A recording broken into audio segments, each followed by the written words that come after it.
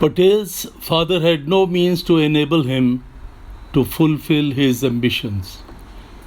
Patel came from a middle class family, lived a humble and pious life, and his father died in a temple he loved. Patel had therefore to devise his own means to achieve his ambitions. First to become a pleader and then a barrister. During those days, a matriculate could become a lawyer by taking the pleader's examination. Since he had neither the money nor the time to spend on higher education, he took the shortcut route and became a pleader in 1900. His resources were limited, but his independent nature did not permit him to accept the offer of his brother Vittal Bhai and some others to join them as their junior. He did not want to start life like that. It didn't matter that he meant coming up the hard way. His choice fell on Godhra. Vittal Bhai, who had practiced since 1895, had shifted to Borsad. Patel could hopefully take over some of his practice to begin with. Moreover, Godhra, being a small town of 4,000 inhabitants, suited his means. In July 1900, Patel and his wife Javer Bhai arrived at Godhra, bringing with them hardly anything barring a handful of household articles and a few legal books. With borrowed money, he rented a small house and opened a modest office.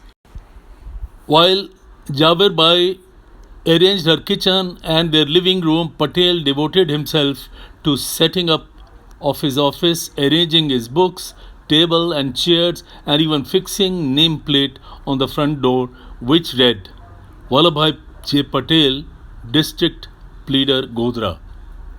It was a humble beginning. The realist in Patel suffered from no illusions of immediate success. Luck, however, smiled upon him. Not before long, the first year ended with his earning of rupees 600 on an average of 50 rupees per month. That was a considerable money in the year 1900.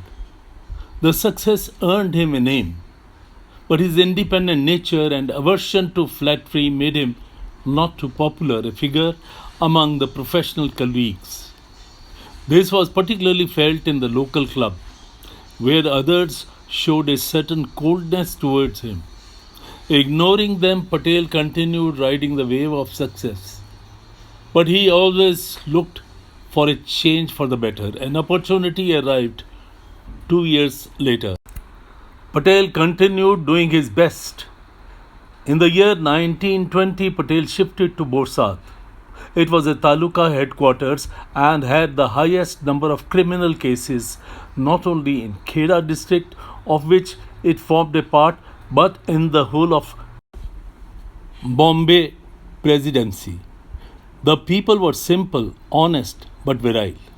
They did not hesitate committing acts of violence for which, in the eyes of the British officials, they appeared to be criminals. To deal with them with a stern hand, the government made a special arrangement. Appointment of a first-class resident magistrate and for the government pleader for Ahmedabad to appear for prosecution.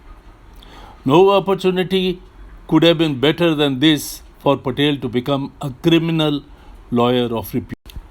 Patel's move from Godhra to Borsad was also for another reason: to be nearer to Vittal Bhai, who had got into hot water with the local magistrates.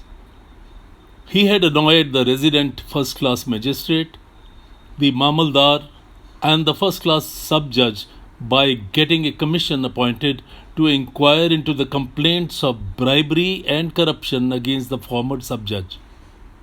They all looked for an occasion to wreak vengeance on Vittal Bhai. Patel's Operation Rescue was a camouflaged move. The brothers lived apart, though they secretly helped each other financially in times of need. Patel wouldn't talk to his brother in public.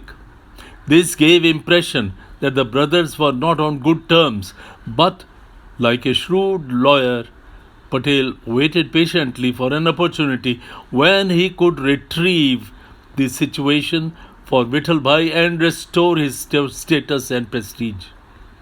The opportunity came soon. Patel happened to be engaged in a case in which Mamaldar was involved. No one except he could have saved Mamaldar's approaches, but finally agreed to help him only on Vithalbhai's recommendation. The judiciary was left with no choice but to patch up with Vithalbhai. There was a highly dramatic incident in Borsad. One day, when Patel appeared in the court of a British sub-judge, he found him sitting in his chair without wearing his gown. If it was hot and humid for a judge, it was no less for a gowned lawyer. Patel decided to squarely deal with such a blatant disrespect for a tradition the British had themselves handed over for strict adherence in the courts. As soon as the judge asked Patel to begin his arguments, he quietly got up, betrayed no emotion, slung a stinging surprise on the judge by declaring, "As the Honorable Judge is not properly dressed, this seems to be no court."